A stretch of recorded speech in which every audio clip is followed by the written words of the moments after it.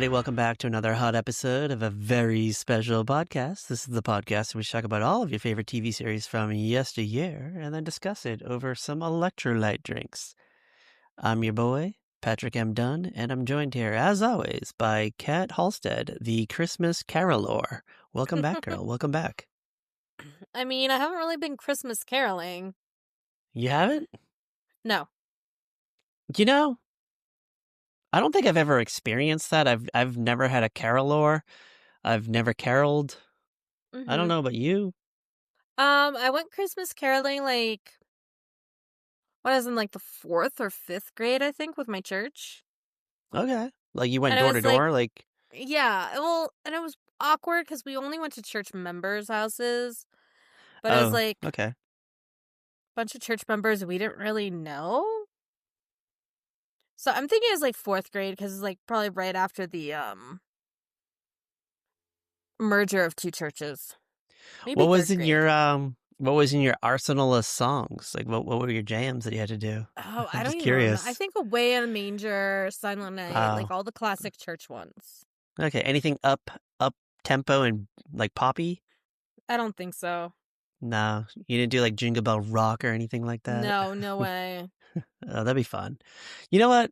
I wish someone would like knock on my door and do like the Jackson 5 rendition of "I Saw Mommy Kissing Santa Claus." That would just like make my day. Yeah. That's a great jam. Little young MJ, he's like, I don't know, like 8 or something. He's just belting it out. He saw Mommy kissing Santa Claus, and all these years I thought Mom was just a whore. I didn't realize that it was actually Daddy dressed up as Santa Claus. Oh my God, you didn't know that? No, I just figured this out maybe like 2 years ago. Oh God. I don't Patrick. know. I don't know. Just didn't pick up on it. I don't know. I love the part where like young MJ's like, and I'm gonna tell Dad. I'm telling Dad that Mom's a whore. You know what's really funny about that? They're Jehovah's Witnesses, so they don't even celebrate Christmas. Yeah, but you know what made money? Christmas songs. So, True. Papa Joe is into that money. He just exploited those children, so Yeah.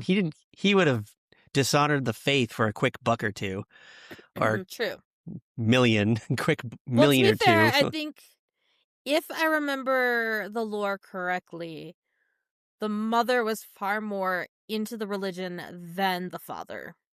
Oh yeah, I'm sure the dad DGAF, he didn't give a fuck. He was just along for the ride. You know what? I think that's how it goes for most Jehovah's. It's like usually like the matriarch of the family is the one that's into it, going to the hall every week, Sunday, whenever they go. I don't know. Yeah. I'm sure they go on Sunday. Yeah. Temple, not temple. That's Jews. Sorry. Yeah. Well, we're still in the Holly Jolly Jamboree. In case you haven't figured it out, it's almost Christmas. Christmas I is love that almost you're here. still getting it right this time. Week 3, and I haven't fumbled the name. I guess it's just part of the lore now. Yes, it's part of our lore. Yeah. Well, we were kind of a couple of years back, we were kind of workshopping names for the holiday string of episodes because Here Comes the Booze was obviously like we knew that right from day one. Yeah, that one just clicked. But that was a day one banger, and then we were just trying to think of like a holiday series of episodes names, and I don't know, you just came up with the Holly Jolly Jamboree, and I was like, sure, why not? Who cares? Let's do it. Let's Not do gonna it. lie, I'm pretty sure I tried to make it a thing for years before you finally accepted it. Yeah, I don't think we ever formally named it, right? It was just kind of No, I don't there. think so. I think I Yeah, kept trying and you were like, no. No. I don't know. I guess maybe I had a whole different vision for the holiday, a vision of love. Vision of love. You know what? I don't want to know. There are things you say sometimes that I don't want to know. I was just thinking of the Mariah Carey song. Isn't that Vision of Love? Isn't that a song? All I want for Christmas is you. Can I Yeah, throw no, this thank out you. there? Can I throw this out there real quick? Last night was the first time, December 18th, the first time I heard that song this year. I don't know where it's been. Is it overstayed its welcome? Actually, last night I was reading that Last Christmas by Wham has actually knocked it from the number one spot this year. You know what? I have heard that a lot this year. Now that I'm thinking about it. I feel like I actually haven't heard Last Christmas that much. Really? Yeah. I mean, I'm not really a Christmas jam person. Like my Christmas music this year has been very much whatever's on my Spotify. Okay.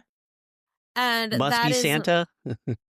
It's been a lot more, I've been trying to get the kids to listen to Christmas music instead of Halloween music or Can You Find the Cat or... Yeah, I understand. Other things that just I can't keep doing because I'm going to have a mental breakdown. I'm going to throw this out there. I'm more of the standards. I like kind of the older things more than the new school stuff. I don't know. I like that classic feel, that classic, back when they were roasting chestnuts on an open fire, which we don't do anymore. And they didn't do in the 70s, apparently, as we'll learn tonight. Honestly, you know what? I don't even know where you would even get chestnuts. The supermarket? Like, can you? Oh, apparently you can. Okay. Yeah, I've seen them. I've seen them on the shelves. I've always been like, you know what? I wish I had an open fire to roast them on, but I don't. Yeah, like, how do you roast a chestnut? Like, ooh, oh no. Have we started a new hyperfixation for me? We probably have. This is your new Watergate salad is chestnuts roasted on an open fire. I'm gonna get a video of you like holding a chestnut and like a little like tweezer over like a Yankee candle in like 5 hours. I can't wait. Because I'm assuming you don't have a fireplace, right? No, we do not. I don't even think I know how to start a fire in a fireplace. Really? Yeah, I've never really lived in a fireplace world. I'm just the WPIX like Yule log. That's my world. I love the WPIX Yule log. It's great. It's a great log. One of my favorite logs of all time. Top log. I really don't know any other logs. Yeah. I don't know. I'm sure there's other logs that are of equal and great value, but I can't think of any off the top of my head. The little log from Ren and Stimpy, maybe? I don't know. It's like second thing that comes to mind. Oh, I remember that. Good time. By Blammo, right? Log by Blammo. Yeah, something like crazy like that. That was a big thing when I was in 5th grade. Log, the log song. Yes. Yeah. Please don't sing it because I'm really trying to keep it from getting stuck in my head. I don't even think I remember it, to be honest with you. I don't think I remember the lyrics. We don't, you know what? I was not a Ren and Stimpy person, though. I think we've talked about this before. Not really my thing. Like, when Ren and Stimpy started, I remember liking it. Yeah, like I definitely watched it. Then it kind of, like, it had all those production issues and kind of just disappeared. Well, there only was like 12 episodes, like of the original run. Yeah, it didn't last long. So, Doug and Rugrats were churning out episodes, and we were still watching the same like 12 episodes of Ren and Stimpy. And I was just like, you know what? They need to make more. By the time they finally made more, like Beavis and Butthead had come out, and I didn't care anymore. Exactly. I was more into that. That was more my jam. So, yeah, that's my Ren and Stimpy story. And now there's a problem with John Krikaflulowski, whatever his name is, John K. He's kind of like a I don't know, a tough boss, horrible boss, so to say. He's like Jennifer Aniston in that movie with Charlie Day and friends. Just a dick. Yeah. Just a dick in the world. Yes. Yeah. You look puzzled for a second. I was like, what movie? And then I was like, oh, duh, Horrible Bosses. Yeah, I literally just said the name. It's Friday, okay? I was thinking, is there a Jennifer Aniston movie you've never seen? There's a handful that I haven't seen. Okay, can you think of one? Can you like drop one off the top of your head? The Ed Burns one. Keep going. I don't really know. The Brothers McMullen. Yes. No, she's not in that. She's not in that though. That's Connie Britton. No, no, I'm pretty sure he There's a was in one new of those. Yeah, there there's a is. I saw new that. yeah, there's a new The Family McMullen. It's 30 years later. I'm kind of intrigued by Yeah. this, to be honest with you. Yeah, Okay. because that was a good I movie. haven't watched Murder Mystery 2. Okay, I didn't even know there was a murder mystery too. I didn't watch Dumpling. I don't even know what that is. I've never even heard of Yellowbirds. Nope, never heard of it. Dumpling, Yellowbirds. I don't know her duck yet. Didn't watch Cake. I've seen I don't. Cake. I've I seen don't think I Cake. watched She's Funny That Way, or like actually, there's a lot I haven't watched. Really? Really? Yeah. I thought you were her biggest fan. I love my girl, but apparently there are some movies that I have missed. I just thought you would just follow her to the end of the earth. I The end of this mean, flat earth. give me a good rom-com and I will watch it, but What about do you watch The Morning Show? I don't because I don't do Apple TV. Yeah, I don't have it either, but I assumed you would for some reason. I don't know. Like, I can't even log into iTunes anymore. Oh, why not? Yeah. They're like, your account was suspended. I'm like, for what? Uh, Not logging in? well, you know what? It's not part of your infrastructure because I have an iPhone, so it just Mm-hmm. exists in my world, and I have an Apple TV. And for years, I was a part of the Apple PC world, but Yeah. I'm now in Windows. I'm back to Windows, baby, which you're ecstatic about. Apparently, when I told you, you I, like lost your I was shit. like, finally. Well, because you would have all these random issues with Apple. I did, and I tried. I kept sticking with it. I kept sticking with it, and then when it finally came time to buy a new computer, I was like, you know what? Fuck it. I am just dumping the Mac. And I'm back. I'm back on Windows, baby. Last time I was on Windows was Windows 98. No, what was the one after? XP? XP, I think that was the Yeah, last one. XP came out. Well, that was the one we had in college. Yeah, you know what? There's a huge difference between then and now because I don't know how to do anything on this thing. The menus are different. Things are hard to find. Yeah, things Yeah. drastically look different now. Yeah, I'm still getting used to it. It's been about 2 months now, so we'll see. Maybe this time next year I'll be a pro. I'll be a Win Pro. Pro Windows. I don't know. I like it though. I like the infrastructure. I like the it's not the Internet Explorer anymore. It's called something else. Edge. Yeah, no, Edge Yeah, I like can it. fuck off. You like it? Really? Yeah, I I'm enjoy a it. Chrome girl. I'm a Chrome girl. I've never liked Chrome, to be honest with you. Not a fan. Mhm. I don't like putting my faith in Google for some reason. I don't know. I don't trust Google anymore. Understandable. Their search engine results are pretty iffy these days. I've gotten mixed responses. You know what? I just switched over to Bing, and I'm kind of experimenting with Bing. So I don't know. No, my favorite is Google AI said you and I were a couple. Yeah, I love that. And I was like, no, we're not.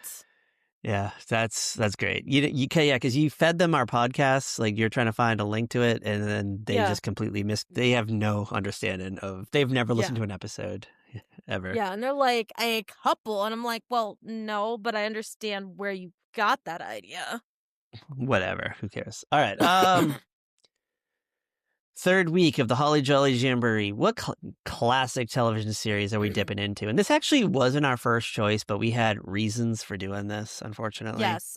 We didn't want to. We are still doing the other one. We should just record it like right after this. I haven't finished watching it yet, though. So Damn it! so it won't happen Okay. today. Maybe next week. We'll get it out before Xmas. We'll make it happen. Damn you, Patrick.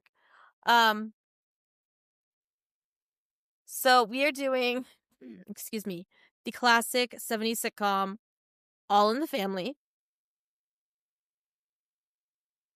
starring Carol O'Connor.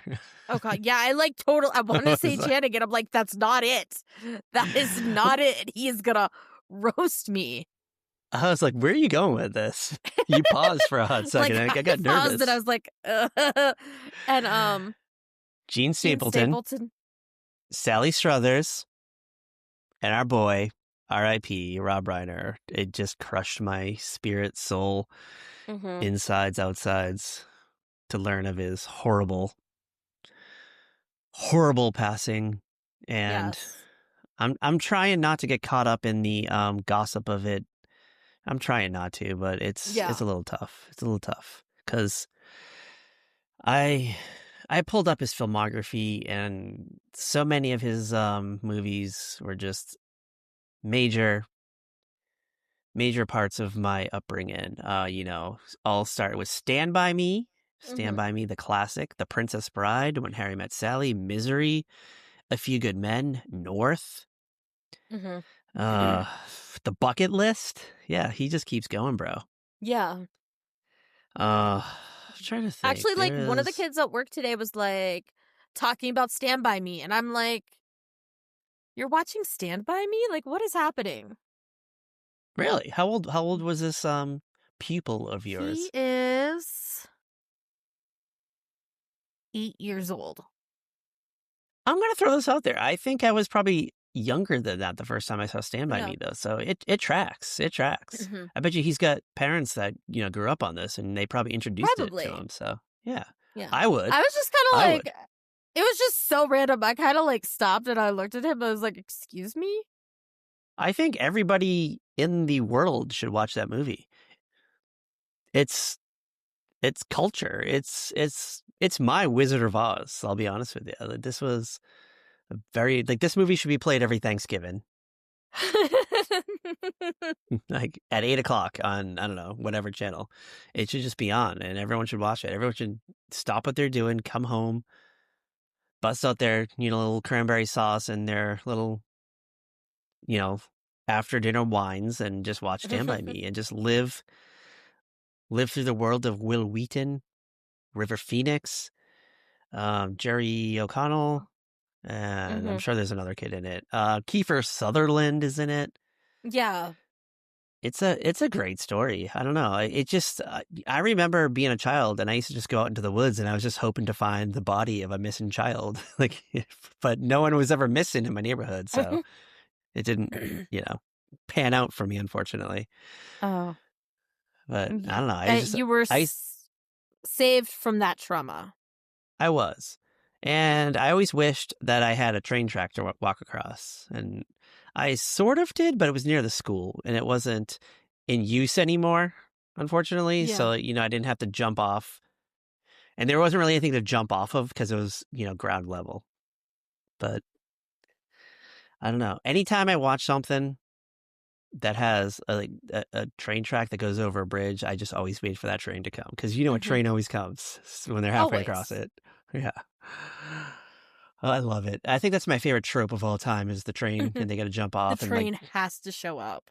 it has to. It has to. And someone always gets stuck, right? Like their shirt gets caught or Always. their pant There's leg. always, like, Yeah. someone who's, like, trapped until, like, the absolute last second, Yes.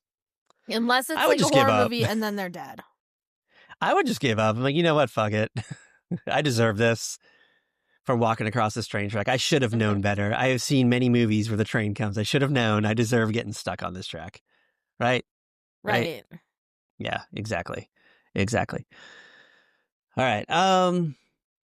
Yeah, so I don't really want to go into the drama that's surrounding Rob Reiner's passing. We'll Yeah. let the courts deal with that. We'll let the courts deal with that. But I just want to let everyone know out there that he is great. I love Meathead, big Meathead fan. Always loved him, and I've always loved everything he's put his mitts on.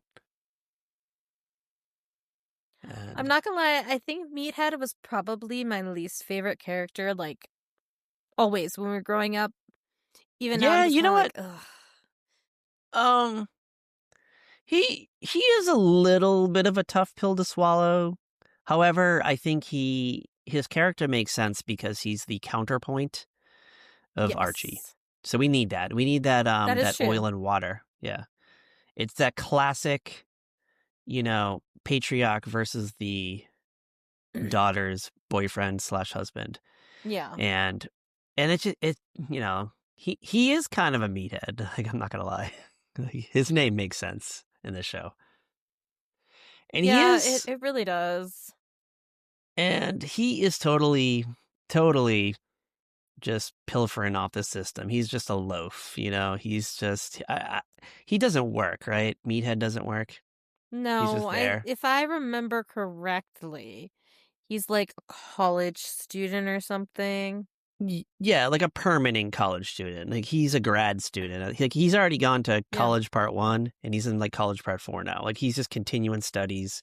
Yeah. Whatever the latest fad is, he wants to be part of that.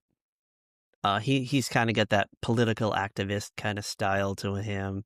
He just kind of goes with the flow, right? He just wants to Yeah. be part of the opposing force, which I don't get those vibes from Sally Struthers' character Gloria at all. Yeah. She's not. She's just there, Yeah, right? she's just like this girl, and he just happens to be the one she fell for. I mean, he's probably got a big dick or something, and she just is along for that ride, right? Let's be real. Like, I feel like she married him, in all honesty, to piss off her father. Yeah, that's probably a thing too. They met somewhere. They met one night, and she's like, whatever. I'll go on like a few dates with him, and he probably has a few qualities. Behind closed doors, he's just kind of like a different person when he's not, stammering to his father-in-law about whatever religion or something. Yeah. Or the war in Nam. Like he probably is a little more of a sensible person when it's just alone time with him and Gloria. Yeah. And she's probably there for that if we had to get serious. Or he's just got a big dick. That too. I mean, that's probably it, right? He's got a good Probably. tongue move. Yeah. You know what? That's why they call him Meathead, because he's got a meathead. Let's be real. Honestly, probably. Yeah. You know what? He's got a little bulge in those slacks that he wears. I've looked. All right. So we did season 2, episode 13 of All in the Family. Christmas with the Bunkers. I believe this is probably their first Christmas episode. I think I verified that. Did you counter verify with me? I believe so, because when I was just looking, I didn't see an earlier Christmas episode. Yeah, because we're in season 2. Season 1, they probably weren't sure if this show was going to work yet, so they were like, "We're not going to do a Christmas episode this year. If it sticks." Norman Lear's like, "You know what? We'll wait till next year. So the show aired on December 18th, 1971, Saturday. This was a Saturday night staple. This is when Saturday nights had stuff to offer. Television was kicking. And looking at this lineup, we only have the big 3. We got a few holes because I don't have like all the slots, but yeah, I'm kind of digging this night, not gonna lie. I'm like kind of into this night of television. Okay. Really into it. I'm kind of just wish I was alive then. It was I was 11 months and like a couple of weeks shy of being born, so I didn't get to experience this. Did I say 11 months? I meant like... Yeah, I'm like...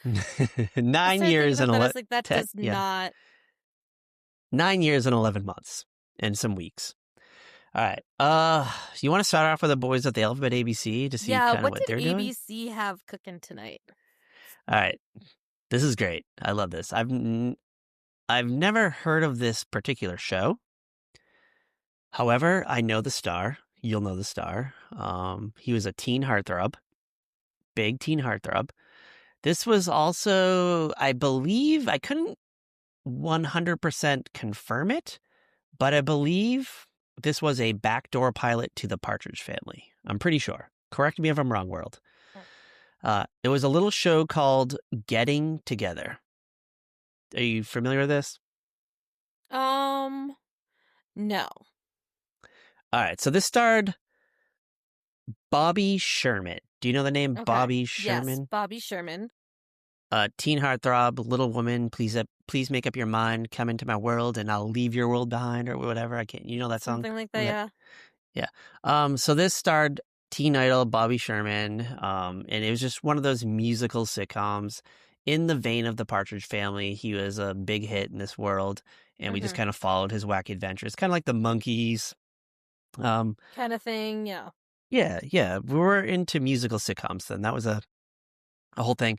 And it, I haven't watched a show, but what's that show that it was on maybe HBO, like with Will Arnett? Not Will Arnett. The oh, God, I'm blanking on this guy's name. The guy that was on Walter Goggins. Walter Goggins. And it was kind of like following a faux religious, like a religious band. The Righteous Gemstones. That's it. The Oh Righteous yeah. Gemstones. Yeah. Um, I think that's the closest like musical sitcom we've gotten in a long time, right? I have never even seen The Righteous Gemstones or even heard of it You haven't heard before. The Righteous Gems? This was on for like No. 4 or 5 years. It just ended. Like, it was a Yeah, big it was deal. on what? HBO? I watched The Gilded Age. That's what I watch on HBO. You never got into The Righteous Gemstones? Oh my God. No. You have to watch this. This is such a very tightly knit written show. Mm-hmm. And it's got that subtle type of humor to it. I don't know how to explain it. Kind of almost reminds me of Arrested Development in a way, where it's not ha-ha funny, but it's aha funny, so to say. Yeah. Yeah. But I'm sure Getting Together wasn't aha funny. I'm sure that was probably not funny. It was only on for one season, 14 episodes, didn't last. All right. I'm excited for 8:30, ABC 8:30. This is rocking my world. This is absolutely doing it for me. 100%. And we're going to find this. We are going to find this.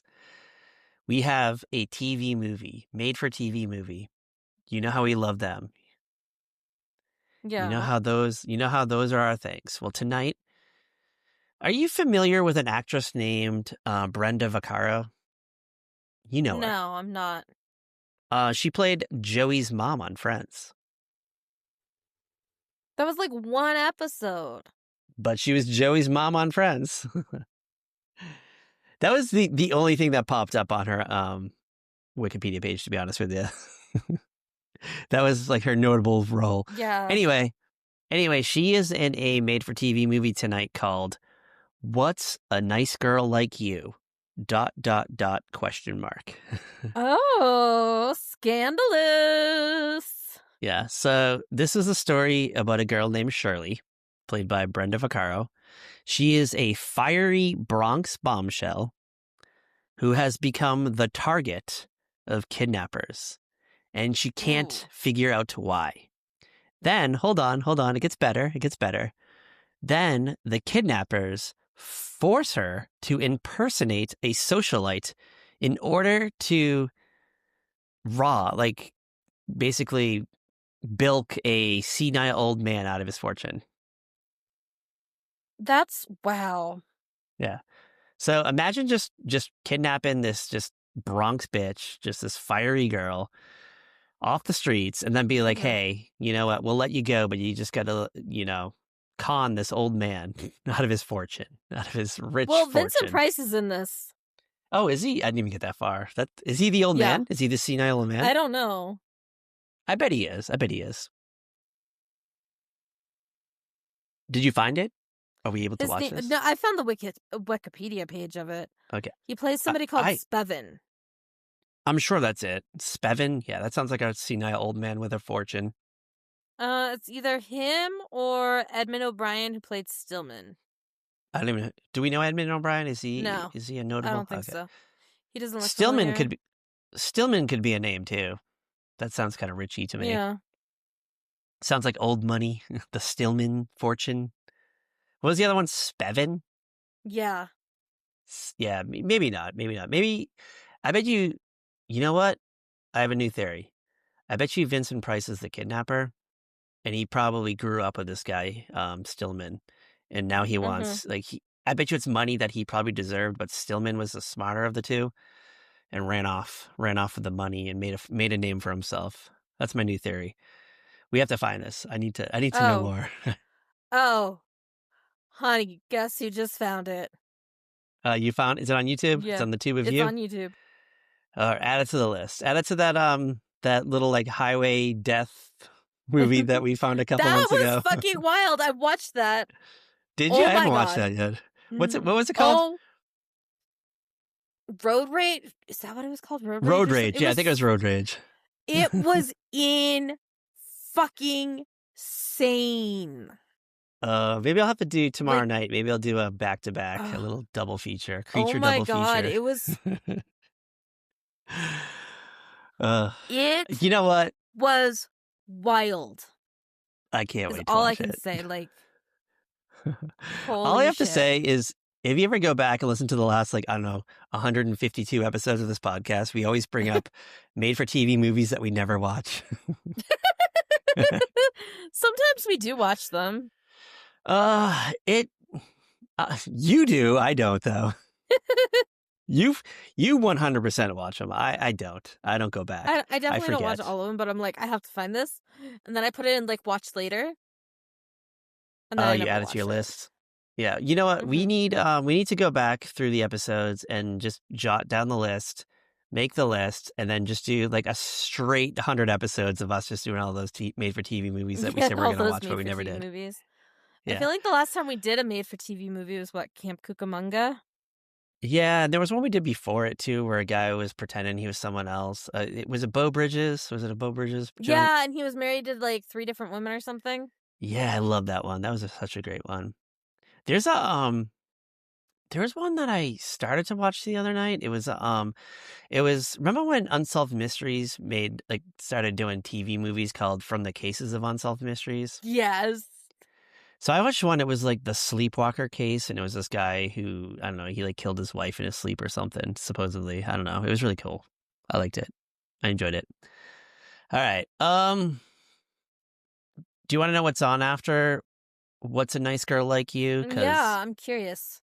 ABC is still cranking out tunes tonight. And this sounds, actually, I kind of want to watch this too, to be honest with you. This is on for a couple of years. It's a British import. Came over from across the pond. Starring Tony Curtis and Roger Moore. It's called The Persuaders. Do you know this? No. This is kind of in the vein of like Danger Man, and they're like a ragtag team. They're 2 guys. They have different skill sets, and they work together to solve cases that the police and courts cannot solve. Mm-hmm. So it's kind of one of those shows where it's just, the justice system has failed the public, and they come together to do their justice.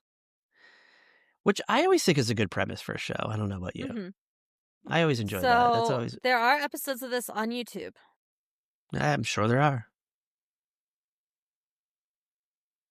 But man, there's a lot you can tell about Tony Curtis just in these like still shots. What do you mean? Go on. He's just very... Does he look puffy? Flamboyant. Okay. I mean, obviously. I don't know. I thought you were going to say he was like puffy or something. Like looking like he was hitting the sauce too much. I mean, he probably was. Well, I mean, there was...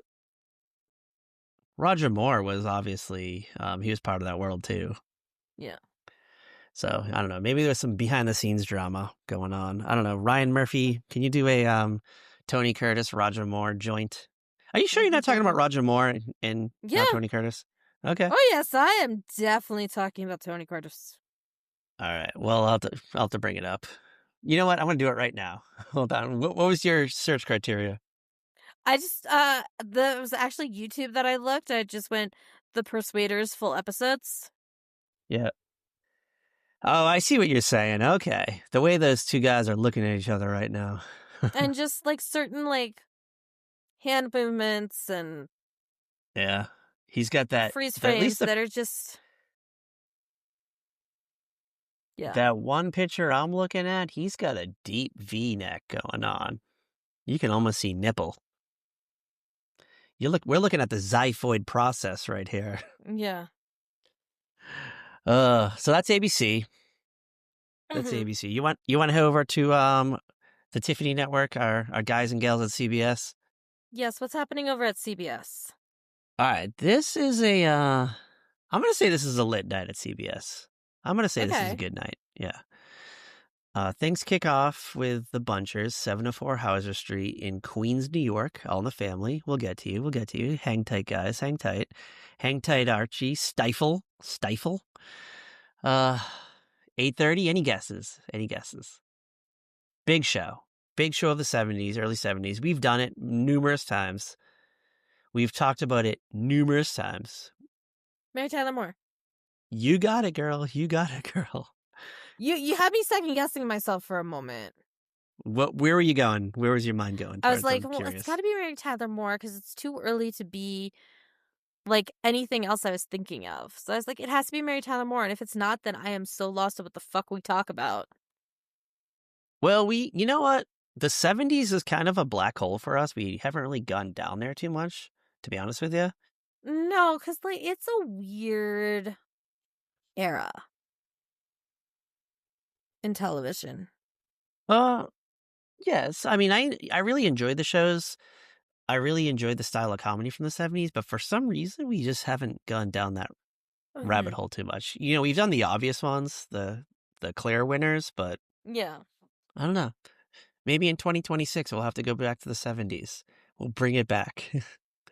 We might just have to do that. Go back to the disco era. Listen to some Donna Summer, baby. All right. 9 o'clock. I'm excited for this show. I've never actually seen this show. However, okay, we are aware of it. We are widely aware of it. We know it's Star. We know and love the Star. He just recently celebrated his 100th birthday, like a week ago, maybe. Very recently. Yeah. It would have been a week ago. The new Dick Van Dyke Show. Do you know the new Dick Van Dyke Show? Oh, I've heard about it. I've never seen it. Yeah, I've never come across it. It has never been rerun, as far as I know, anywhere that I've ever had access to.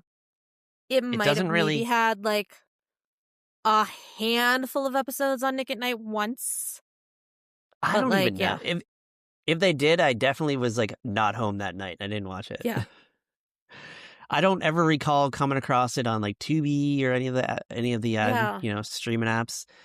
I read the premise for the show, and this does not click any memory bells for me. So, do you even know the premise of the show? No, what is the premise of this show? All right. Van Dyke, our boy DVD, stars as Dick Preston, a local television talk show host. And it's kind of like the same premise of his other show. It just divides the time between his, working life and his home life. Okay. And he has a wife and child. And an actress by the name of Hope Lang plays the wife.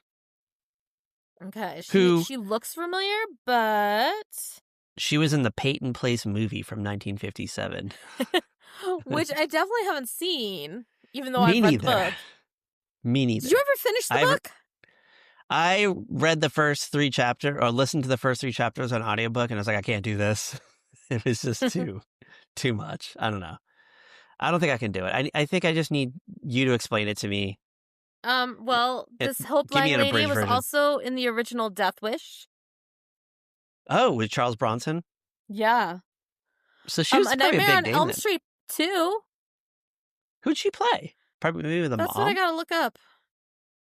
Because we've done that movie for the podcast. I know. She Great played movie, Cheryl by the way. Walsh. Is that the mom? I don't remember. It's gotta be one of the moms. Yeah, maybe. I don't know. It has to be. Yeah. I'm very curious about the new Dick Van Dyke Show. She's the mom of the main character in that one. Yeah. Yeah, Jesse. That was his name, right? Jesse? Yeah.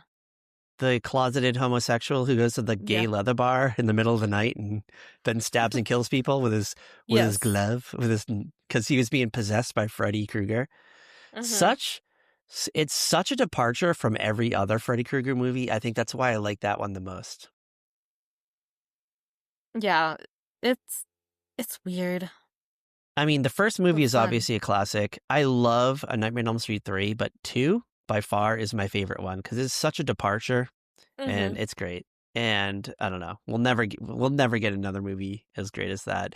The whole bus scene in the beginning where like Freddy Krueger turns to the bus driver and drives by the bus stop haunted me as a child.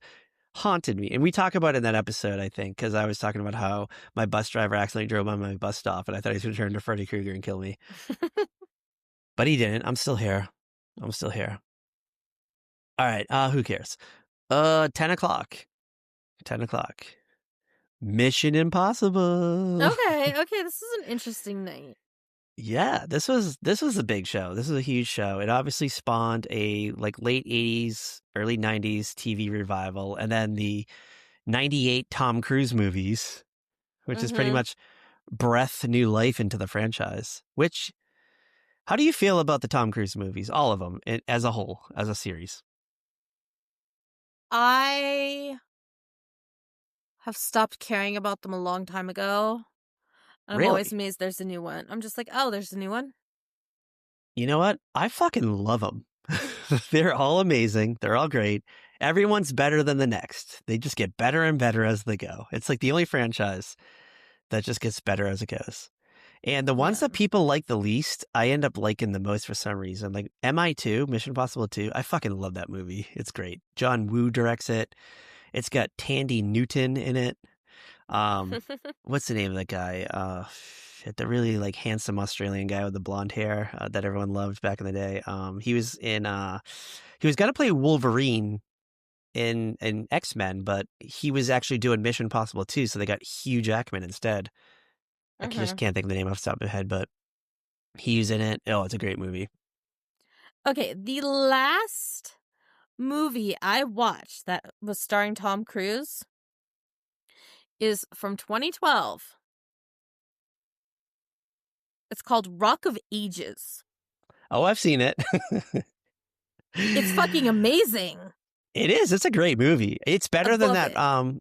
It's better than that Mark Wahlberg Rockstar movie, which kind of came out around the same time. That movie was just fucking horrible. Horrible movie. No, that came out like way early, way before that. They were roughly the same time. I feel like they were, you know how they had like Dante's Peak and Volcano? I feel like they were competing movies for some reason. When you have the Rockstar starring Mark Wahlberg came out in 2001. What? Yeah. Really? Yeah. Wow. That was a long ass gap then. Yeah, they're yeah. I thought they were like partners in crime. It's kind of like how you had like the Deep Impact and Armageddon, and you had like the Volcano and then Dante's Peak. I just thought they were at the same time. Yeah, no. I don't know. Not even like the same decade. I didn't even realize that Rockstar was from 2001. Maybe I seen it recently. Maybe I was late to the party on that one. I don't know. Who knows? But Rock of Ages is a good movie. I will say this though. I really enjoy Tom Cruise movies. He very rarely disappoints. I'm just not gonna lie. Not gonna lie. Most of them are great. To be fair though, the majority of his movies since 2012 have been Mission Impossible. Yeah. He did The Mummy. Not his best role, but the Mummy was just Top Gun movie. That Maverick, that was a great fucking movie, by the way. That was cinema. Modern cinema at its finest. It gives you enough where it doesn't go full blown nostalgic. Well, it kind of does go full blown nostalgic, but it's not annoying. I'm just trying to. What's something that just came out that is kind of like a sequel that came out too many years too late? I'm just trying to think of something else off the top of my head. I know there's something. A lot of movies do that. Beetlejuice 2. 30 years too late. 30 years too late. Not good movie. I love Winona Ryder. I love Catherine O'Hara, but honestly, we needed Gina Davis somehow. We needed Alec Baldwin. I don't like Jenna Ortega. Just not a fan. I'm not really a big fan of Jenna Ortega either. And I'll watch Wednesday on Netflix, but yeah, that's about it. Like, but the thing is, her in the Scream movies.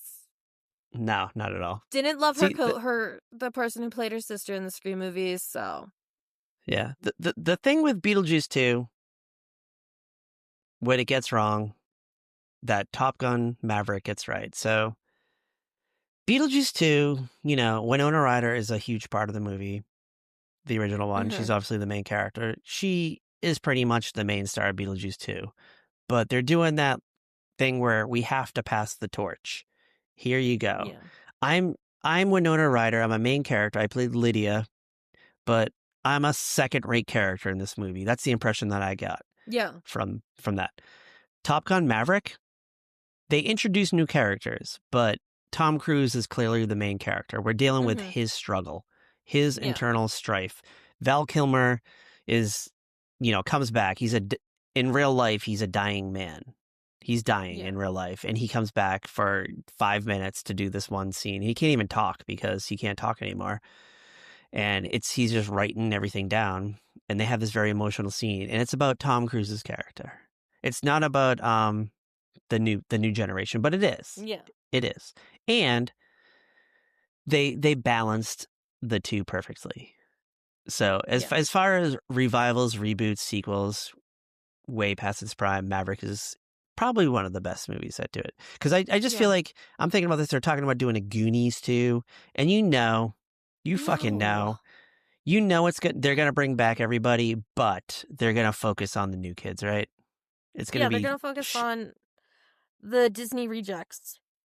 yeah, and no, can't do it that way. And what's like the new Buffy the Vampire Slayer is supposed to kind of have the same vibe, and I'm like, no, don't do that. Yeah, no, thank Don't you. do that. Just give us what we want. Just give us what we want, please. That's all we ask. All right. That's Tom Cruise. That's Mission Impossible. That's CBS. You ready to go to NBC, the Peacock?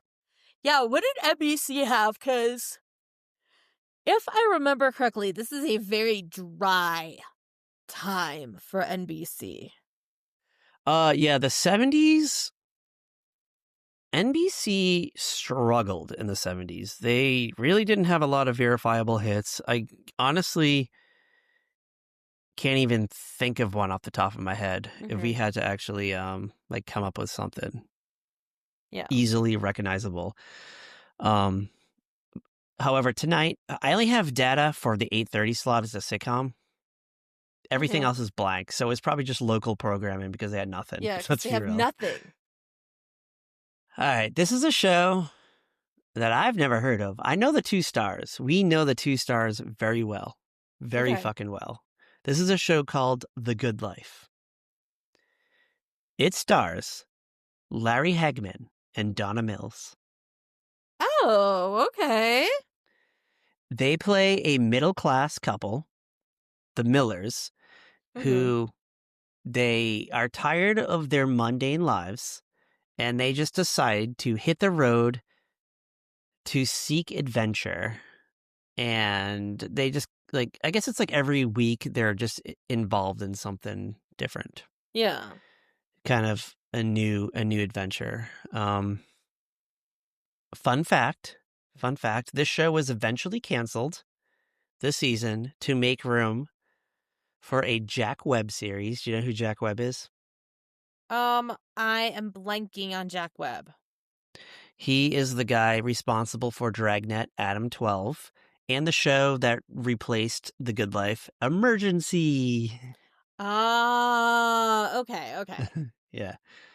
Um, which are all great shows, by the way. I don't know if you've ever gone back and revisited Emergency, but it is thrilling. It's Yeah, got I've never watched Emergency.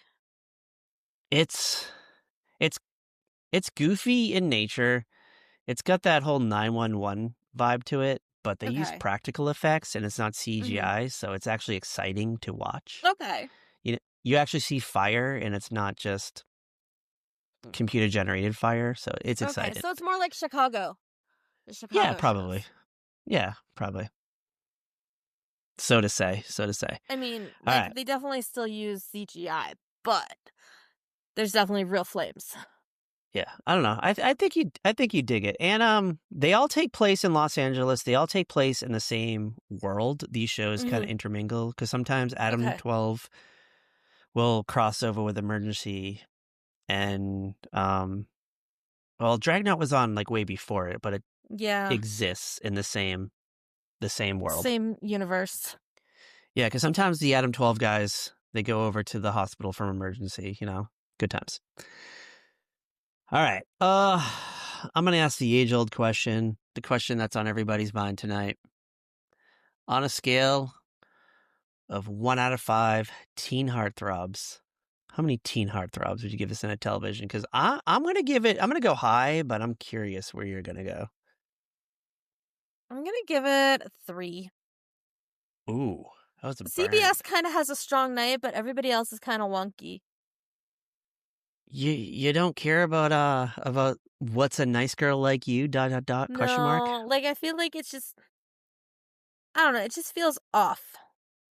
I don't know. You know? I'm going with a 4. I disagree with you completely. I don't agree with your scale. I think this could be a good, whatever NBC, just throw at NBC.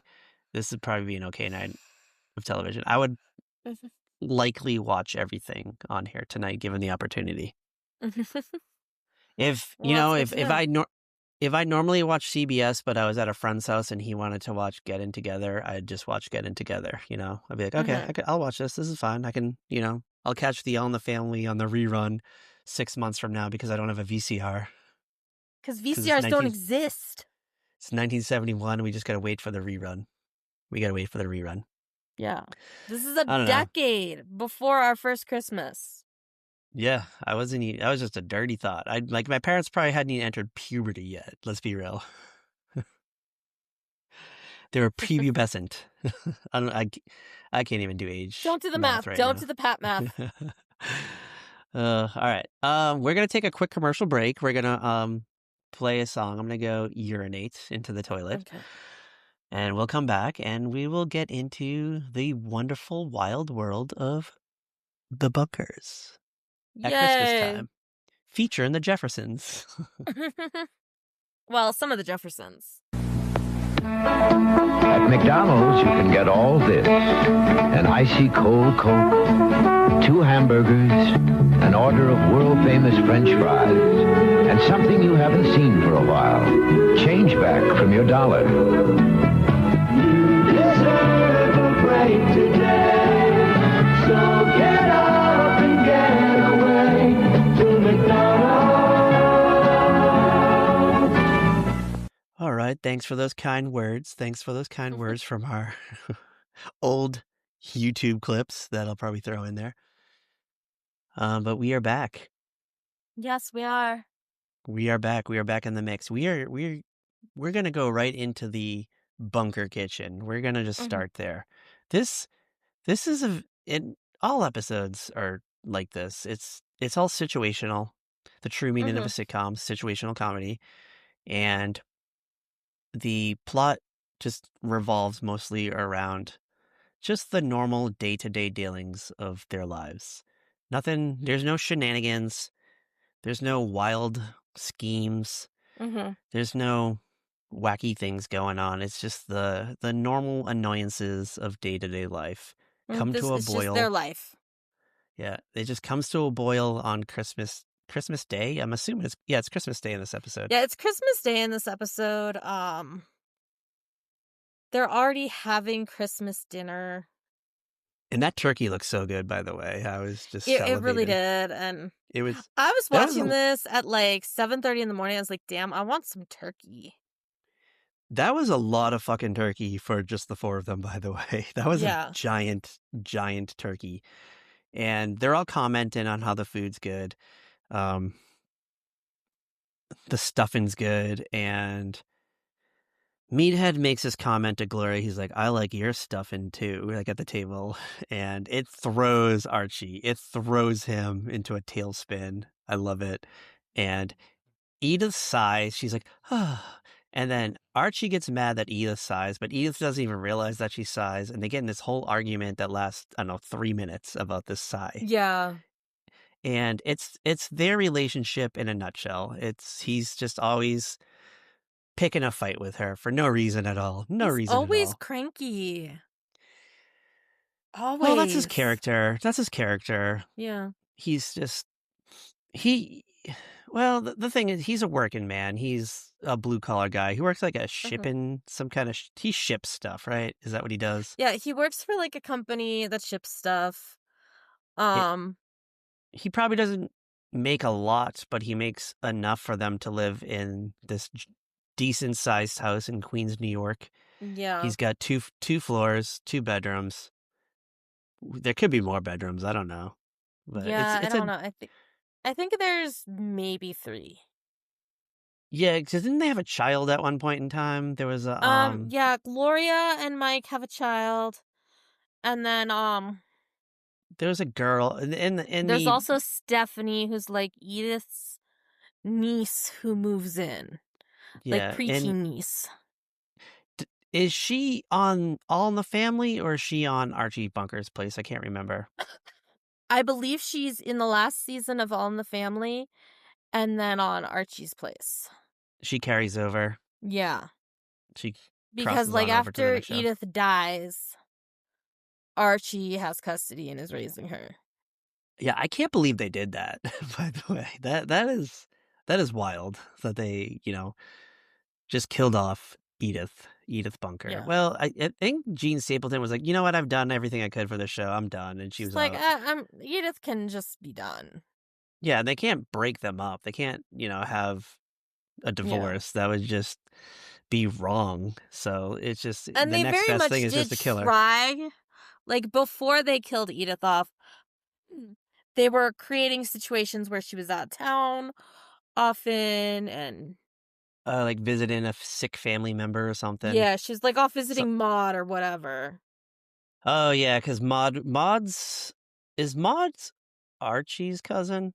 No, Maud is Edith's cousin.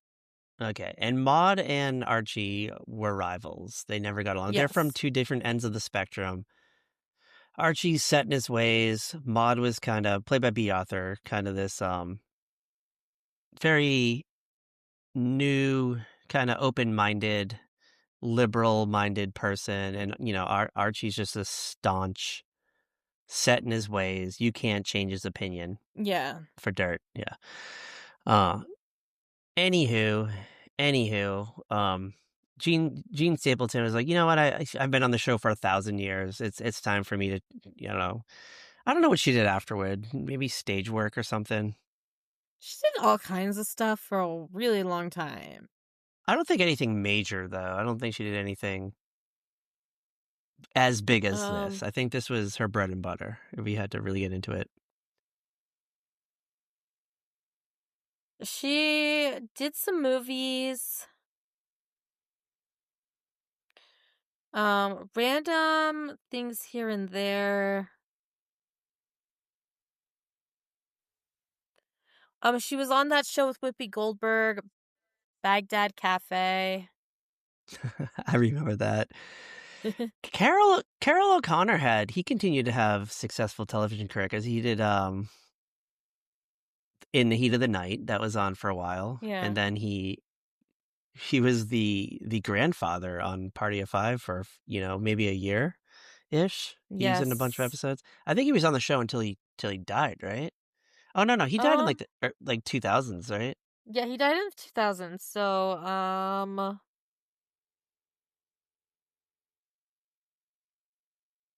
yeah,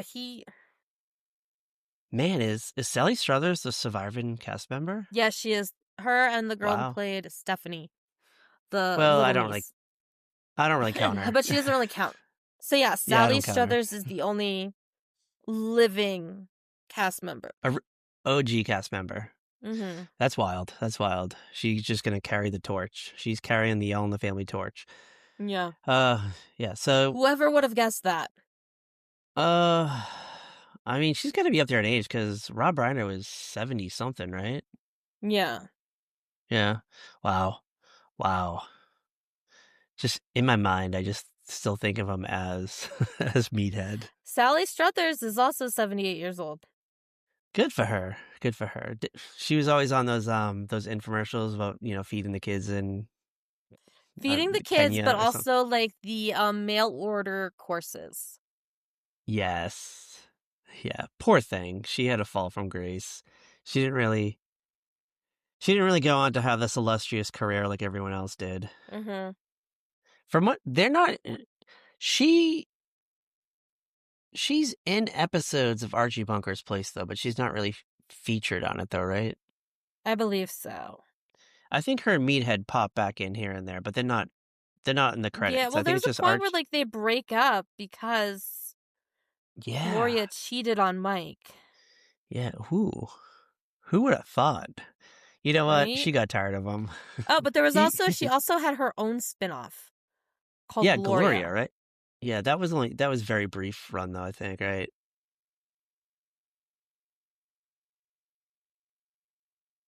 I've never even seen it, to be honest with you. I've never come across it on anything. Oh, so eventually Mike does run off with a different girl, though. Oh, okay. Okay.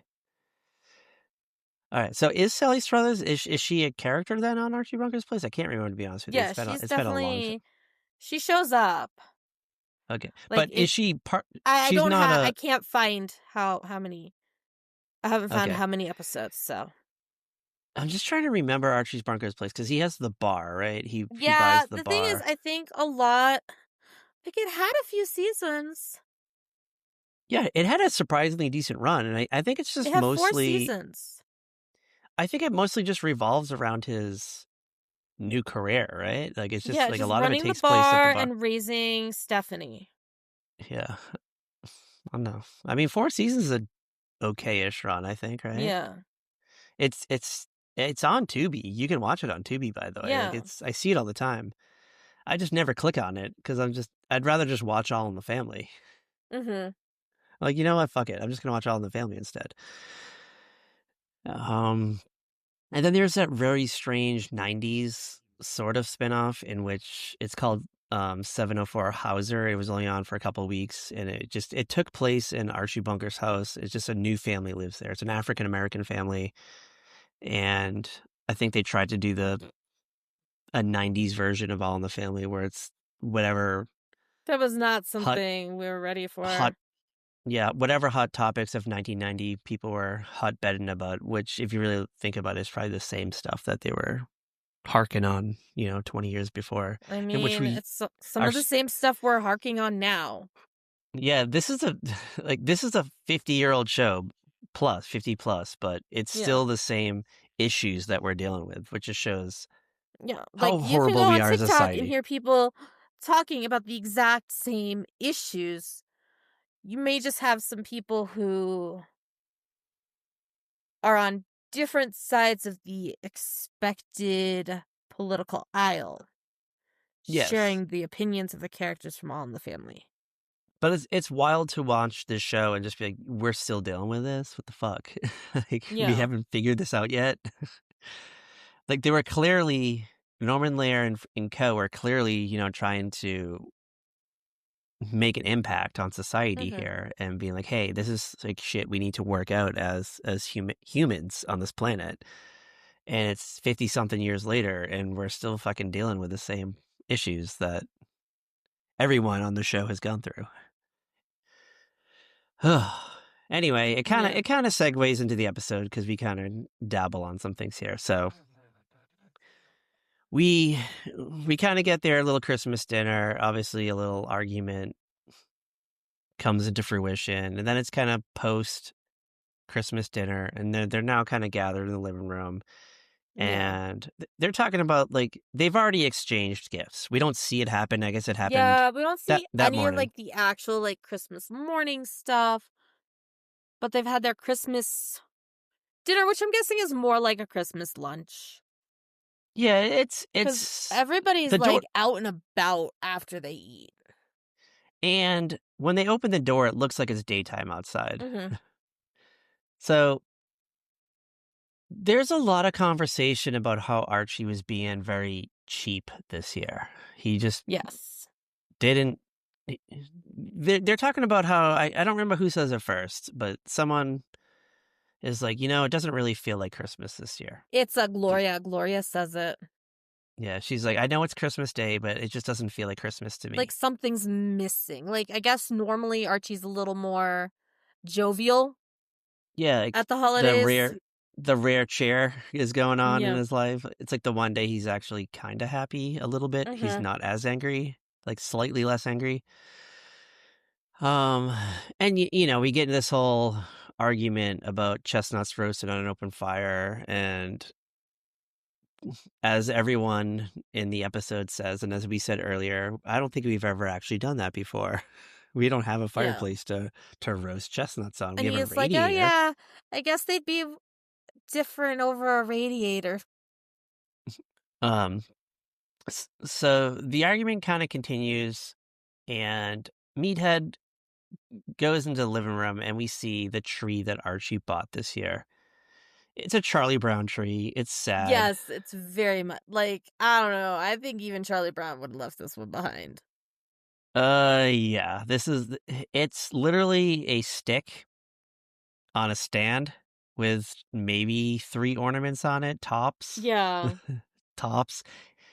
And there's like 4 branches. It looks like it's dead. It looks like it's been dead the entire season.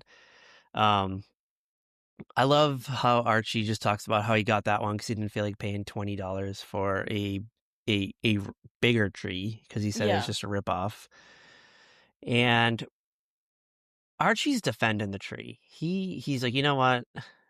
It's not what it looks like. It's not about what it looks like. It's about the meaning behind it. And they're giving him shit. And, Meathead's like, when I was a kid, I used to sit under the tree and sing Christmas songs with my family. And I can't even do that here because this thing's at like lower than my kneecaps. Mhm. Like I can't sit under this.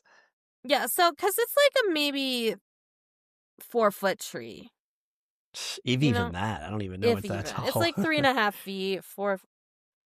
So like, just to understand pricing, today that tree would be $30 to $70. That specific tree that Archie bought, that Well, that one shitty I little would definitely tree. put at the 30. I would even pay that for it. Yeah, no, I wouldn't either. I'd be like, no, I need like a tree that looks like it didn't just die It 7 months ago. do you remember Earth Day in the 90s when you went to McDonald's Yes. and you got the Yes. tree, And you got the little tree to plant. And it was really like just 3 sprigs of spruce. That's or all that tree pine, reminded me yeah. of. That was that Christmas tree, the 3 sprigs of spruce. You can get a potted Christmas tree at like the King Supers or whatever for probably like $10-15. That's a real life tree in a pot. And it's it in the would- soil already. Yeah, it's in the soil already. And it would probably do better than whatever it is Archie brought home. You could probably plant it in your backyard and it'd be slightly bigger in 10 years. Yeah. You could actually use it as a Christmas tree. I would love it. You know what? I'm gonna go to my local grocer tomorrow and buy us a little potted Christmas tree and be like, you know what? In 10 years, this is gonna be a Christmas tree. Some of them might be a little more expensive. To get bigger depending ones. on the type of tree it is. Yeah, I could see that. And it depends on if they were actually watering them in the store. Because Yeah. I feel when they first get them, they're probably very vigilant about it. But And by now they're like, oh my God, why won't people just buy these? you get to, I don't know, December 10th and the staff is just failing to keep it. They're already out of the nourished. Christmas spirit because everybody's gone crazy over some stupid thing. Yeah, trying to buy eggnog. Edith even tries, they comment that there's no star on top of the tree. Edith is like, I did put a star on top, but it fell over. Yeah. Oh, poor Edith. And then you start hearing some children singing outside, and they're all excited. Everyone but Archie, they're excited that there's carolers here. And yeah, Archie I guess, is very just like Scrooge mode. but I guess you tip carolers. You got to give them money. Is that a thing you do to carolers? I mean, then again, we don't really have like full on caroling experience. I was like 9 when I went caroling. we maybe got offered like hot chocolate or something or cookies. That I can understand, not money. Yeah, she was reaching into her purse and taking, like a couple dollars here and there and just handing it to the carolers. And then the church shows up. I guess nuns go door to door in the 70s and collect money. I don't know. I've never had a nun knock on my door asking for money. She had like the little tin can, like the little Folgers coffee can in her hand. Oh my gosh, I remember those. And our Edith is just like dropping dollar bills in there. And they start to get on the conversation of finances. Now, now we're moving over to money now. Now we're going over to money. And Archie supposedly did not get his Christmas bonus this year. Yes. Supposedly it didn't happen. I guess he was supposed to ship something to London. He thought London, England, but it was actually supposed to go to London, Ontario. I mean, to be fair to Archie, if you just say, ship this to London, I'm shipping it to England. Same. But I'm assuming you would get an actual physical address, right? Yeah, like, oh, hey, which yard in London? Like, something. So there was definitely a miscommunication here that was not just on Archie.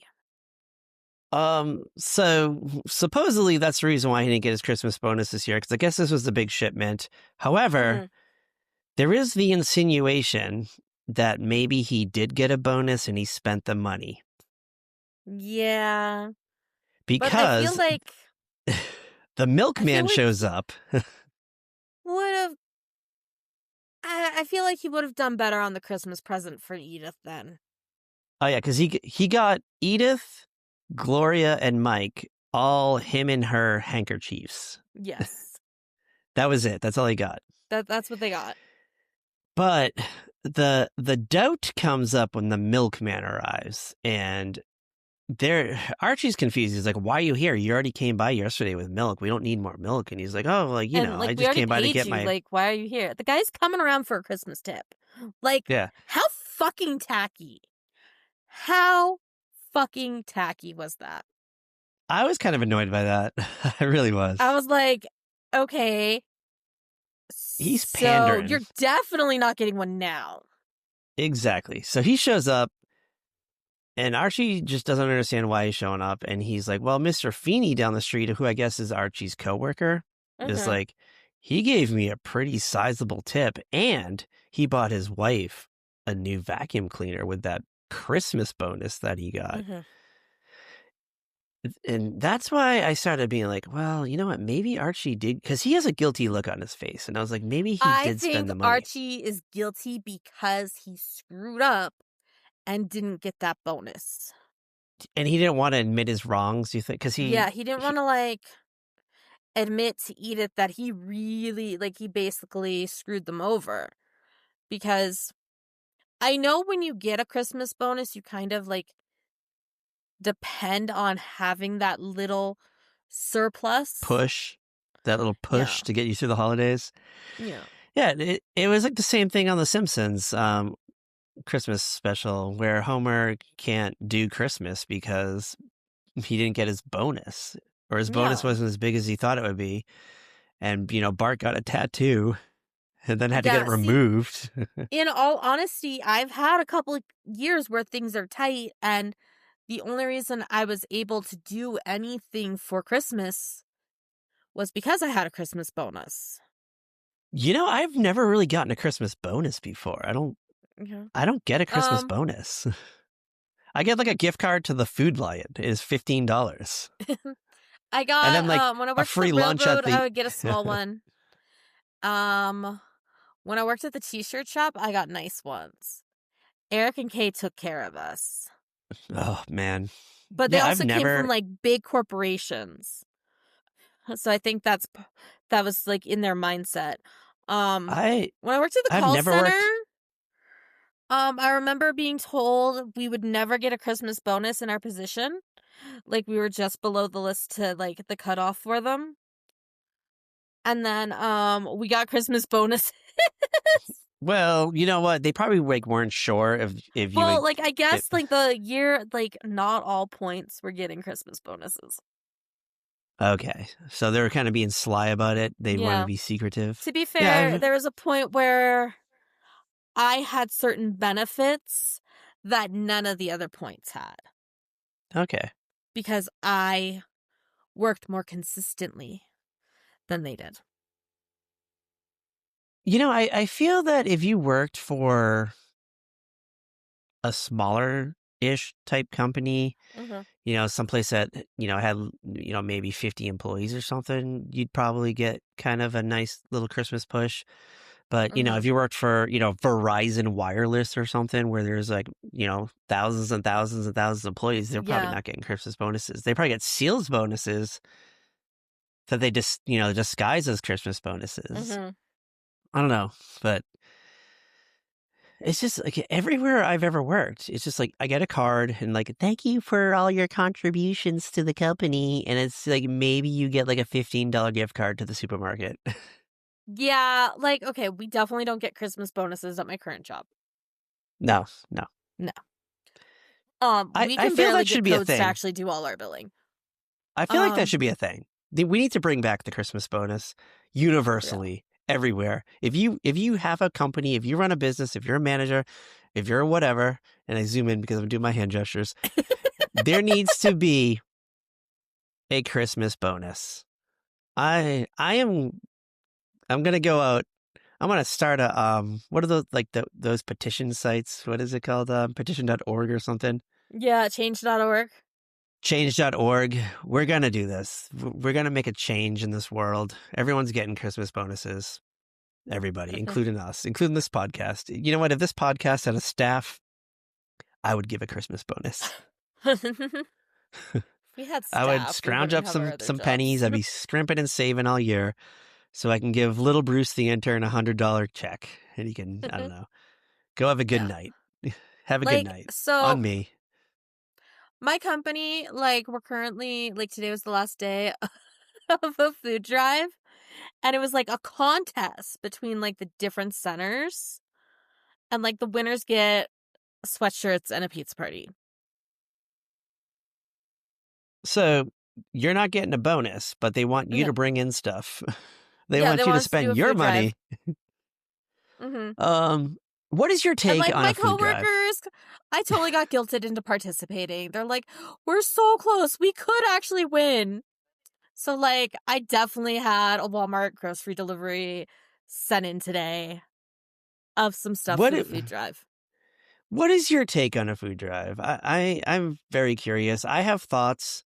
They're pretty radical. They're pretty radical. But what is your take on a food drive? Before I get into mine. I think it really depends on the organization running the food drive. Okay. I think it's a great concept for children to learn and participate in. Okay, understandable. Even like a corporation, if it's part of like the corporation's charitable stuff that they do, great, fabulous. There are organizations that I don't think should be really doing food drives. And then I think there are times where it's just kind of like, that's something you guys admin should probably be providing and doing instead of this. Because then it gets kind of towards that mandatory volunteering thing. Yes, and you're shamed. You're publicly shamed if you don't participate in any of these events. So my whole take is, you know what? I do feel and believe that there are people out there who, you know, need food. But there are food pantries.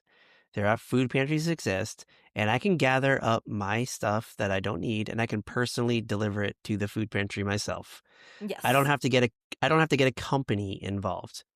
And a lot of it is kind of tax write-off purposes. You know, I'm doing the company a favor so they can do some tax write-offs. Yeah. And a lot of it is, you know, you're forcing your bottom line to participate in these events. And your bottom line, these are people that are struggling themselves. these are people that are having difficult times. You know, Mm-hmm. they may need to go to the food pantry. Yeah. And, you know, and then I don't want to get in too much of a soapbox, but then there's, you know, there's the whole United Way thing and all these Mm-hmm. little things that they try to, you know, force people to participate in for 100% participation. Even if you only want to just give $1, you don't have to do, you know, $2 every pay. You just give $1. And I'm like, no, you're not getting it, bro. Yeah. You know what? If you want to give $1, you fucking give $1. Same thing. You go to like McDonald's and they would like, do you want to round up for the Ronald McDonald Charity House? And I'm like, nope. Exactly. Just Like, give no, me my thank you. Sorry. just give me my fucking nuggets, bro. And you know what? I just want my nuggies. I just want my chicken nuggies. And I'm not paying extra for the extra fucking thing of sweet and sour sauce because you're shortchanging us on the sweet and sour sauce now. For real! I tried to add like 3 to my order the other day.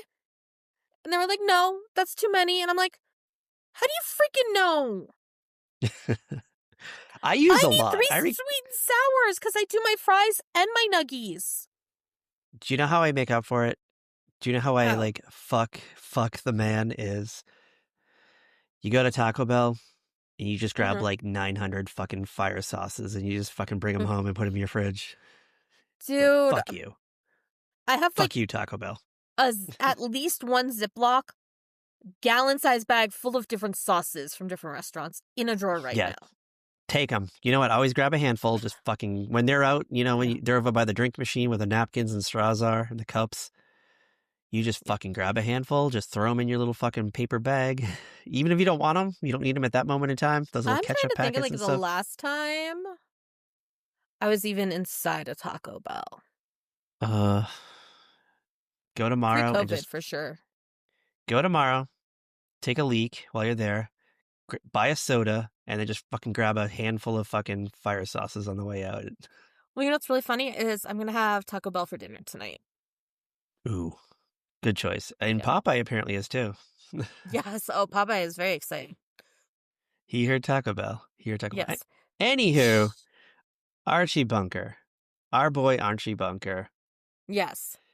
There's some questionable debate going on of if he got his Christmas bonus or not, if he squandered the money, if he went down to the track after work and fucking blew it all. I don't think he went to the track and blew it all. That's just... I don't think he did, but it doesn't explicitly come up. But you know, when they heard that Mr. Feeney down the street got the Christmas bonus, they're like, wait a second. Something's Why not didn't adding up Archie? here. Yeah. Why do we have a shitty Christmas tree? Why do we have fucking just him and her fucking handkerchiefs for Christmas? Like, here's the thing. Edith very clearly does actually know what's going on. Edith knows more than she ever fucking lets on. That's what I love about Edith. She's playing the long game. You know what? She comes across as a dingbat, obviously. She gets yelled at all the time. And she knows.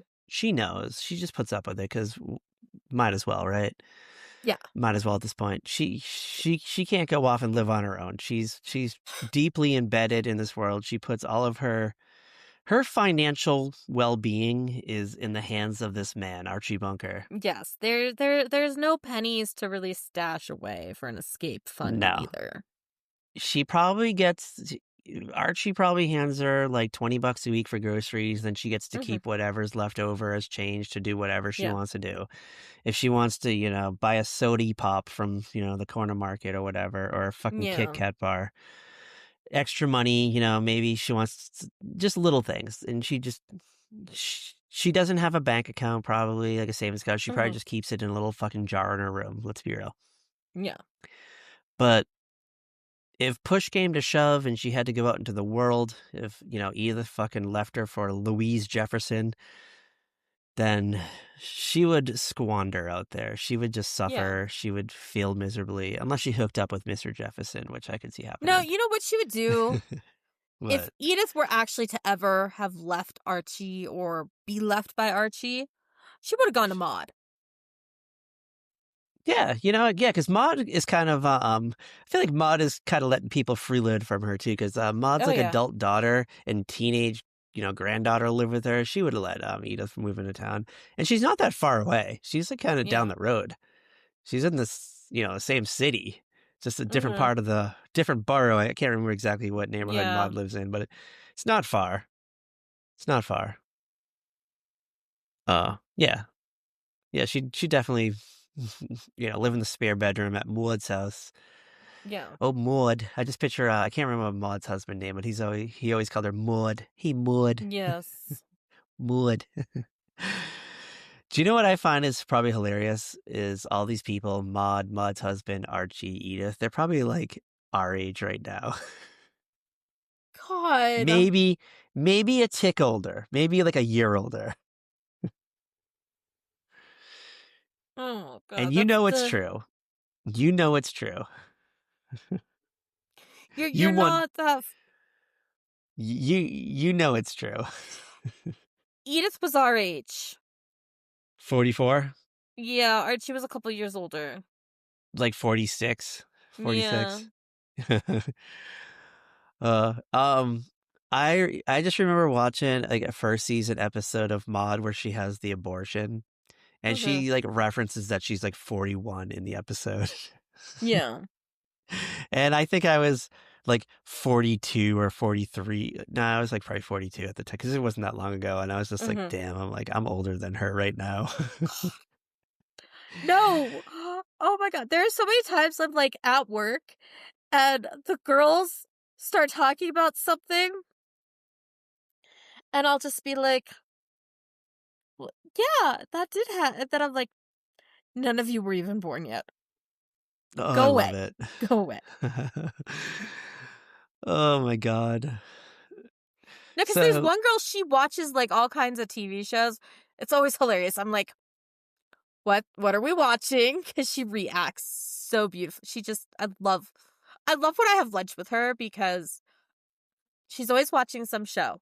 She's always binging something.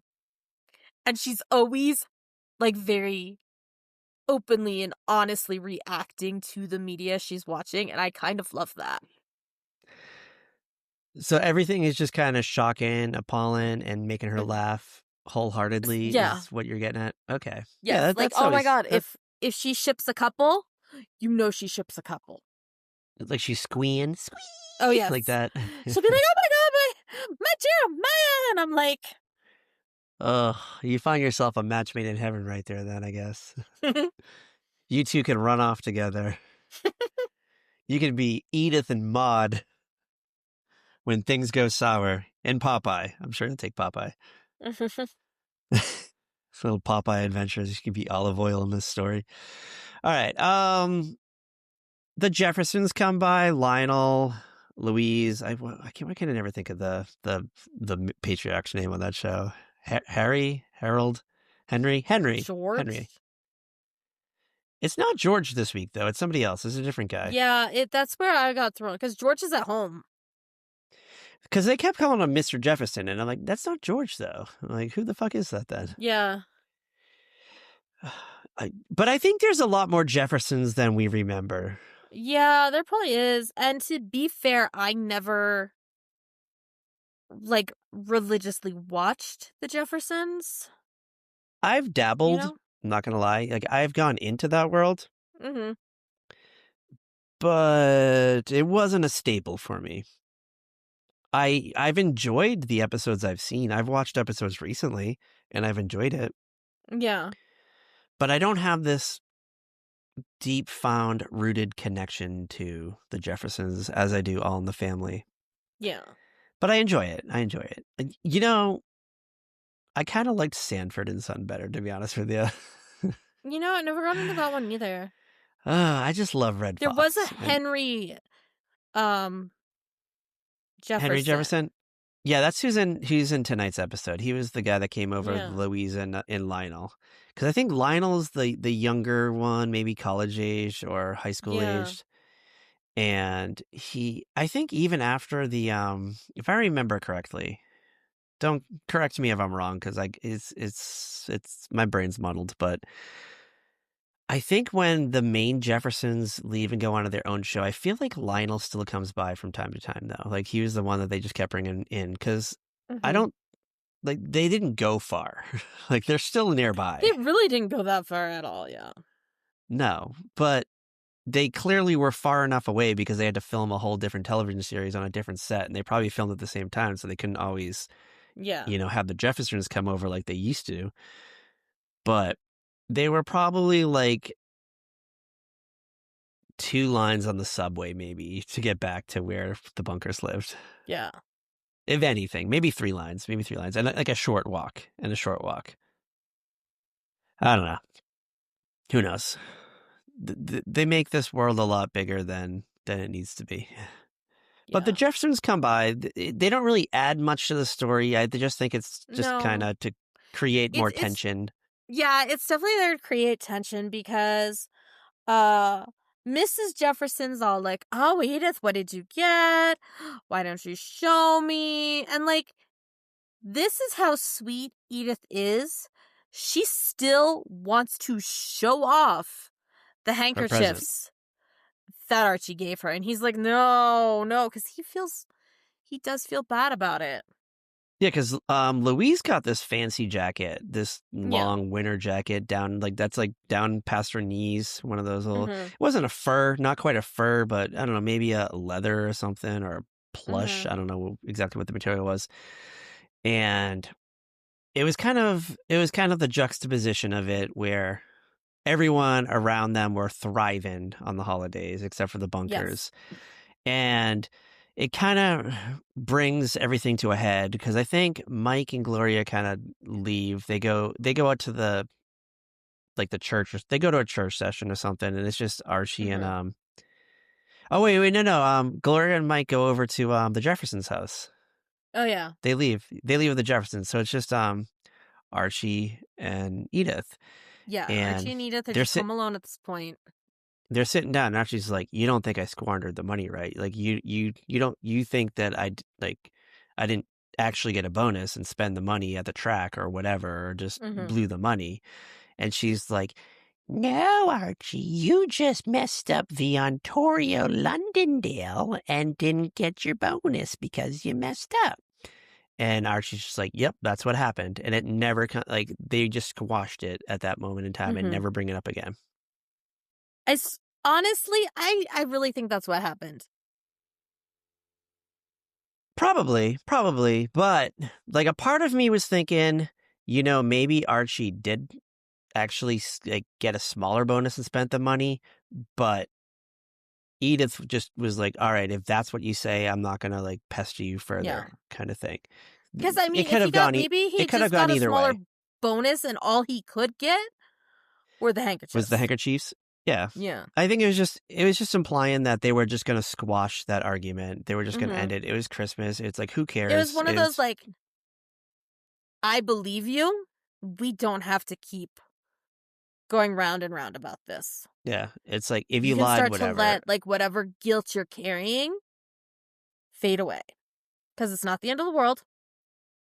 You know now that there's 2 Londons. Yeah, just like there's 2 Birminghams and 2 Odessas. I'm honestly surprised they didn't mention 2 Parises. Where's there another Paris? Paris, Texas. There's one in Texas. Okay, I knew that. France. So that kind of the whole day, all of Christmas Day, Archie had to stick up his ass, and that kind of, it was like, all right, I can be in a good mood now. So when we come back for the closing tag, Meathead and Gloria come back from the Jeffersons, and they're like, "Where's Dad?" And you hear him singing "Fa la la la la" upstairs, and he comes down and he's all happy and he's jovial and cheerful, and it's just kind of like, oh, okay, either Archie and Edith got laid or they squashed out whatever strife they were having that day. Yeah. So honestly, can we be real? They probably did have a little rumble in the bed. Yeah, oh yeah, for sure. They got the little Christmas. They're like, oh hey, wait, Gloria and Mike are actually out of the house. Yeah, Archie got his Christmas cake. Good for them. And that pretty much takes us to the closing credits, where we see the street driving away from the opposite end. Before we go into the city, and now we're coming out. Plays the non-lyric version of the song, and and Yeah. scene. That's our first That's Christmas it. with the Bunkers. I'm sure there were many Yes. more. I can't think of any others though. I think there are. I just wasn't digging. You're blanking on them. Yeah. Blankety blank blank blank. I don't know. It wasn't like a wildly memorable episode, but I thought the No. story was good. It's a solid, quick character study Yeah. into the family dynamics of the Bunkers on Christmas. And it's still an episode where you meet enough characters that if this is the first time you've ever watched All in the Family, you get enough context clues of the dynamics. Yeah, because we're season 2, episode 13. Yeah. We're 20 plus, maybe even 30 plus episodes by this point, probably 40 plus episodes into the entire series. And if this was, as you said, if this was the first episode you ever watched, you're not going to be lost on it. It's easy to follow. And a lot of episodes were like that. Usually a lot of it's established in the kitchen. Like they're usually in the kitchen, in the living room, gathered around the dining room table, and they kind of reinforce the family dynamics of the show, and then just slowly trickle them through new jokes, you know? Yeah. So it works. It works. Yeah. And that's why I'm going to give this episode a 4. This is going to get 4 wayward Christmas trees from me, 4 wayward pines. I'm curious. I'm going to take a guess. I feel like you're going to go lower. I don't know. I feel like you enjoyed it. I feel like you appreciated everything that this show had to offer this week. However, you're going to say something was missing and you didn't quite feel like Christmas to you, and you're going to say a 3.5. Damn it. I am going to say a 3.5. But I will say I'm going to give them bonus points because it looked like a real family's home on Christmas. It's not overly done. It's bare essentials. Yeah. Bare essentials. The food looked good. The food looked amazing. The turkey looked great. They've got the Christmas cards hanging up. You see them behind Edith in the first scene and stuff. So you got the attempt at the tree. There's a wreath on the door. Archie hung it himself personally. Yeah. You got the neighbors that drop by and they, come by to bring their little Christmas pie over or whatever. Mm-hmm. Then, they're dressed like Santa and Mrs. Claus and all that fun stuff. You got the carolers. So, it's clearly a real life Christmas. Yes. It's a very realistic Christmas because Christmases are not perfect. No, and they're not extravagant. It's not like the Fresh Prince of Bel-Air where the house is completely decked out outside with all these Christmas outside, lights. Yeah. These giant trees and all this stuff going on. Even in a 90s sitcom, they were more decorated than the average American home. Yeah, because I'm going to throw this out there. A lot of people just kind of put up a few things, Yeah. They might change, they might have little Christmas candles they put up, or they'll put a little centerpiece on the table. It's a little Christmas plate or something. It's got a picture of Santa Claus or the Polar Express or something. You got the tree, obviously. You might have some lights hanging inside. You might have the candles in the window, but you go to Home Goods or, any store like that, and they have this fucking crazy display of shit. And you're like, who's buying this stuff? Yeah, some of it I'm like, where does this fit? What is its purpose? And I say this as somebody who loves to decorate for Christmas. I have some lights up in my kitchen. I have a tree. We have some lights on the TV stand with a little silver pom-pom garland. And then I have some lily whites that have bloomed, or paper whites that have bloomed. Paper And whites. that's I don't it. even know what you're talking about. They're these flowers that grow from bulbs, and they are very popular this time Oh, of year.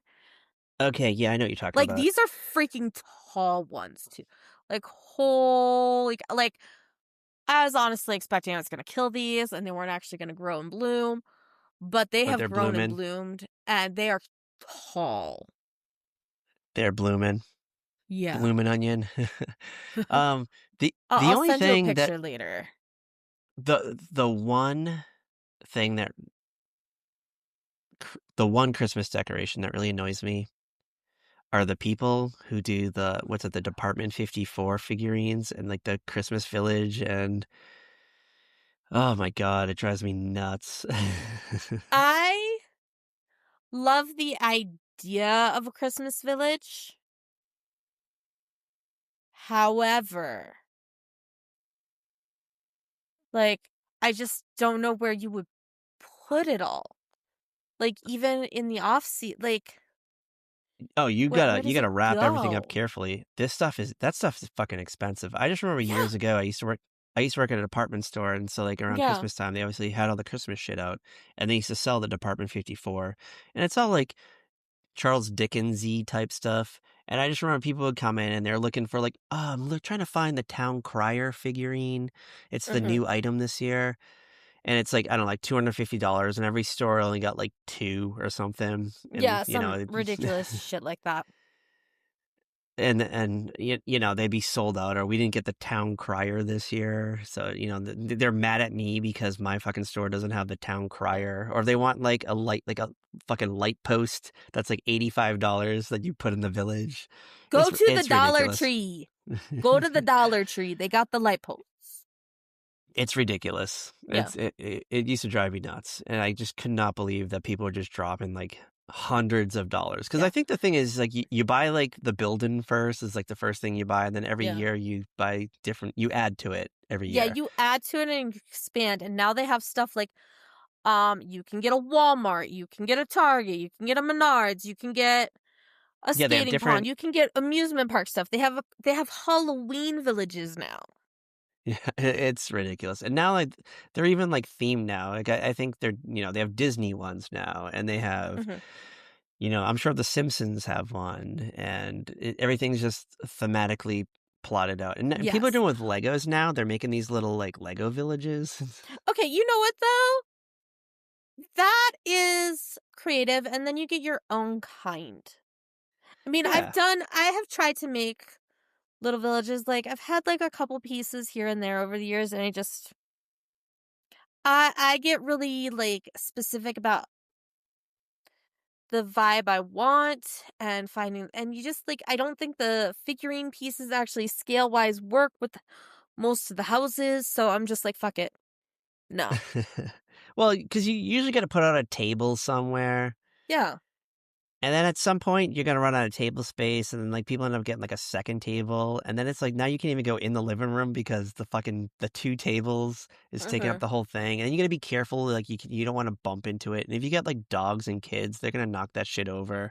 Oh, yeah. And they're going to Dude, fucking. I They're can't have gonna, Santa figurines because Popeye's gonna try to attack him.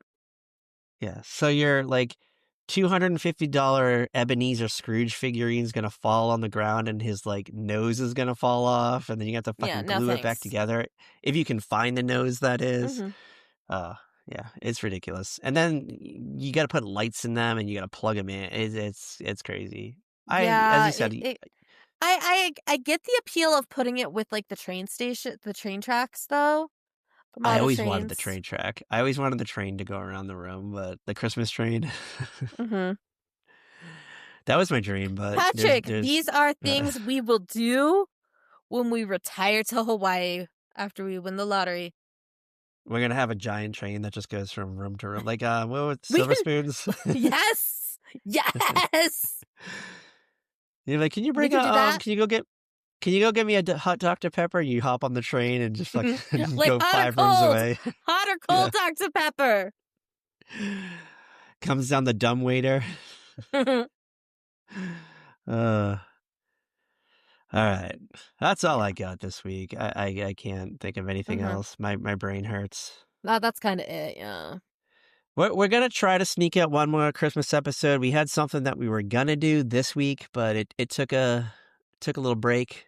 Took a little break. So we're going to try for it. But we're it's gonna something we've talked about doing for like a decade. And we found it. We had it. I watched half of it and I thought it was fucking crazy. It was crazy. You have to finish it. You have to finish it. I need to talk to you about it. And you'll find out what it is next week. I thought it was the fucking craziest television series I've ever watched in my life. And I never want to see another episode of it again. But I do. At the same time, I do. I want to watch every episode. Overtime. Yeah. All right. Any last minute thoughts on All in the Family, Christmas, Department 54, or anything we talked about tonight? Or anything we forgot to talk about? I think that's it. I think we got it. All right. Then where can you follow our Wild Ass Adventures? Kat Halstead, the Christmas Caroler. Where can you follow us? You can follow us on Twitter at Very Podcast, and then you can find us on all the other socials at A Very Special Podcast. If we are not on the social of your choice, find us on one we're on and tell us, because obviously we don't know all the socials because they keep coming up with brand new ones, and I can't keep track all the time. Some of the ones we have, we can't log in because we forgot the password.